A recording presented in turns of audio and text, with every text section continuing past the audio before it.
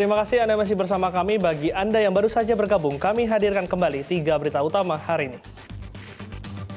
Seorang tenaga kerja asing asal Cina tewas di lokasi proyek PLTA Simarboru, Tapanuli Selatan akibat tertimpa pohon tumbang. Berdalih tak betah dan ingin pulang, 2 orang wanita asisten rumah tangga mencuri uang majikannya sebesar 20 juta rupiah. Menikmati sejuknya air di wahana baru permainan air di hamparan kebun sawit di perbatasan Kabupaten Simalungun dan Kabupaten Asahan.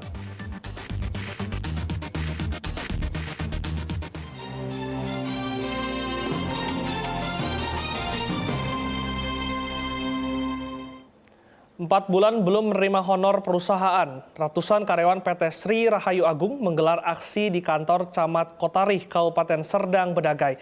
Mereka meminta pihak kecamatan untuk membantu proses mediasi dengan pihak perusahaan. 4 bulan tidak menerima honor dari perusahaan. Ratusan karyawan PT Sari Rahayu Agung mendatangi kantor Kecamatan Kotarih, Kabupaten Serdang Bedagai. Aksi ini guna meminta camat untuk memediasi mereka dan mengatur pertemuan dengan pihak perusahaan. Selain menuntut pembayaran gaji, pengunjuk rasa juga mempertanyakan soal BPJS yang selalu dipotong setiap bulannya dari honor mereka. Pengunjuk rasa juga mempertanyakan aturan perusahaan tentang usia pensiun karyawan yang tidak jelas. Bahkan karyawan ada yang sudah pensiun sampai saat ini belum dibayarkan uang pensiunnya oleh perusahaan. Kami cuma mohon tolong dibayar gaji kami yang 4 bulan itu. Kami nggak menuntut hak-hak lain, Pak. Kami cuma minta hak kami soal gaji itu yang 4 bulan itulah, Pak. Karena gini, Pak, prinsip kami gini, kenapa harus dibayar? Kami kerja dulu baru dibayar, sedangkan kami dari bulan 1, 2, 3, 4 itu kami ada kerja, gitu kan. Sementara menurut Camat Kotarih, dari hasil mediasi yang mereka lakukan, pihak manajemen perusahaan meminta waktu sampai Senin depan. Itu kita ambil sikap, kita undang Forkopincam berikut dengan serikat pekerja sendiri, kemudian dari pihak manajemen PT Sra di situ. Ya. Kemudian di situ pihak manajemen berikan tanggapan, mereka minta waktu jawabannya sampai hari Senin minggu depan. Setelah diterima dan berdiskusi dengan Muspika Kecamatan, masa aksi kemudian membubarkan diri dan berharap agar gaji mereka segera dibayarkan. Muhammad Hamdani melaporkan dari Serdang Bedagai. Jelang Pilkada 2024, Komisi Pemilihan Umum Daerah Kabupaten Deli Serdang melantik ratusan anggota panitia pemilihan kecamatan. Mereka yang dilantik merupakan peserta yang sudah lolos dari seleksi. Menjelang Pilkada serentak tahun 2024, Komisi Pemilihan Umum Daerah KPUD Kabupaten Deli Serdang melantik 110 petugas PPK di salah satu hotel di Jalan Bandara Kuala Namu, Kecamatan Batangkuis, Kabupaten Deli Serdang.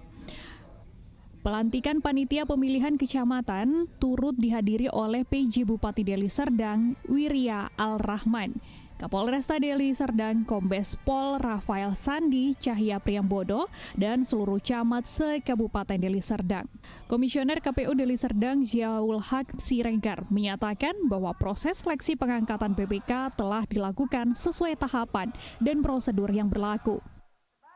Setelah ini kita melakukan hari ini ujian tertulis untuk Badan ad hoc tingkat desa, yaitu PPS. Tapi setelah ini juga kita akan melakukan wawancara dan juga nantinya akan melakukan pelantikan terhadap Badan ad hoc ini. Diharapkan para petugas PPK dapat menjalankan tugasnya dengan penuh amanah untuk menjaga demokrasi Pilkada serentak 2024 mendatang. Muhammad Hamdani melaporkan dari Deli Serdang. Berlibur di Tanah Toba rasanya tak lengkap jika tidak mencoba makanan khas setempat. Di Bali G ada mie gomak dan kudapan lapet yang bisa jadi menu sarapan sebelum beraktivitas. Simak liputannya untuk Anda.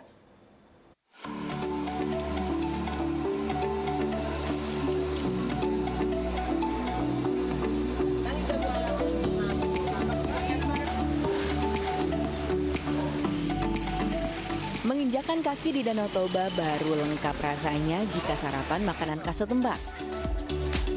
Bertempat di Balige, saya memutuskan untuk sarapan mie gomak di Jalan Patuan Nagari, Kelurahan Napitupulu, Balige.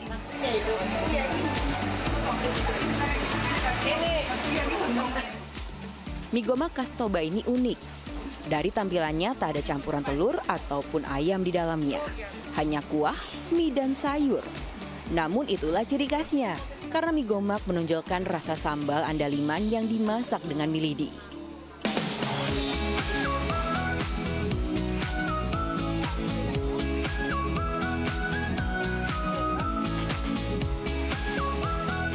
Saat memakannya, sensasi pedas terasa di lidah, ditambah gurih dari bumbu racikan seperti bawang dan jahe.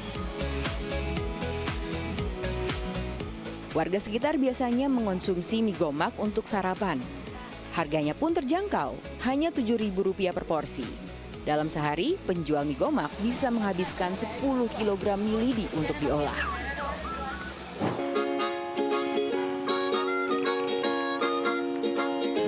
Nah, setelah menyantap mie gomak, sediakan ruang sedikit untuk kudapan lokal setempat, lapet. Anda bisa membeli lapet di Pasar Balerang Balige. Tak perlu masuk ke dalam pasar karena pedagangnya berjualan tepat di pintu masuk pasar. Lihat tuh, warga dari muda hingga tua datang untuk membeli kudapan tradisional ini. Harga lapet juga murah, dengan Rp5.000 sudah dapat 4 lapet. Selain buat sarapan, lapet juga kerap disajikan dalam berbagai acara mulai dari pernikahan, kelahiran, pindahan rumah, atau kedukaan. Saya pun tak mau ketinggalan untuk mencoba lapet. Hai Kak, aku mau beli lapetnya dong. Lapet apa Kak? Ya, apa sih bedanya yang putih sama yang hijau ini? Kalau yang hijau dia pakai kelapa Kak. Oh, ada yang kelapa kelapa. merah, kelapa putih. Oh gitu. Jadi aku mau yang dibungkus daun pisang ya. Oke. Mau yang kita aja. Berapa, Kak? Beli 3. 3. Tapi aku boleh nyoba langsung ya? Boleh? Satu. Kakak ambil dulu. Oke. Boleh ya, maaf. Oh ya Kak, sambil ngomong-ngomong nih, si lapet ini terbuat dari apa sih sebenarnya? Dari beras, Dari beras. Bahannya apa aja tuh? kelapa, beras, gula putih, gula merah. Itu aja. Gitu Garam. aja. Berapa lama buatnya? Kalau bungkusnya kira-kira kayak 1,5 jam. 1,5 jam ya. Oh gitu. Terus biasanya sajikannya terus ketika momen-momen apa aja sih selain kayak buat sarapan nih? Acara nikah Kak, acara nikah. Kalau misalnya ada yang meninggal juga ada yang pesan. Gitu. Oh gitu. Oke, aku mau nyoba ya. Ini ya, saya coba ya. Gitu. Agak aneh. Jadi kalau yang ini tuh nggak ada gulanya ya? Pakai gula putih aja. sama kelapa aja. Nggak ada gula merahnya tapi. Dan memang lapet ini cocok buat sarapan dan beberapa acara Batak lainnya karena memang rasanya gurih dan manis sebagai pelengkap minuman-minuman ketika disajikan seperti itu. Nadia Kartika, Maman Kadafi melaporkan dari Balige.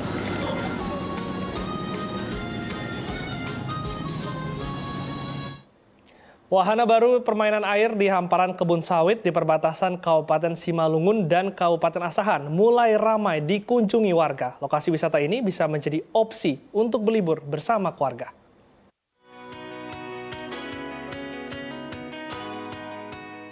Warga memadati sebuah lokasi wisata baru, wahana permainan air di sekitar hamparan pohon sawit seluas 1 hektar di Bandar Pasir, Mandoge. Dulunya lokasi ini merupakan sebuah hamparan kebun kelapa sawit milik perusahaan swasta. Kini lokasi wahana permainan air ini menyediakan sarana pemandian kolam renang, tempat nongkrong keluarga, permainan anak, dan flying fox. Jadi kalau ada keluarga-keluarga yang ingin menginap, akan outbound, silakan bisa di sini dimantau lagi. Dari masih dalam waktu belum begitu ramai, sekitar 150 ke 200. 150 ke 200 orang ya Pak ya gitu. Lainnya kalau hari-hari besar. Lain hari-hari besar baru meledaknya ya Pak ya. Diharapkan lokasi wisata baru ini bisa menjadi alternatif bagi warga untuk berwisata bersama keluarga terutama di akhir pekan. Yana Asmara melaporkan dari Kabupaten Simalungun. Laporan tersebut mengakhiri berita Medan hari ini. Saya Glenn Joshua berterima kasih atas perhatian dan kebersamaan Anda. Selamat beraktivitas dan sampai jumpa.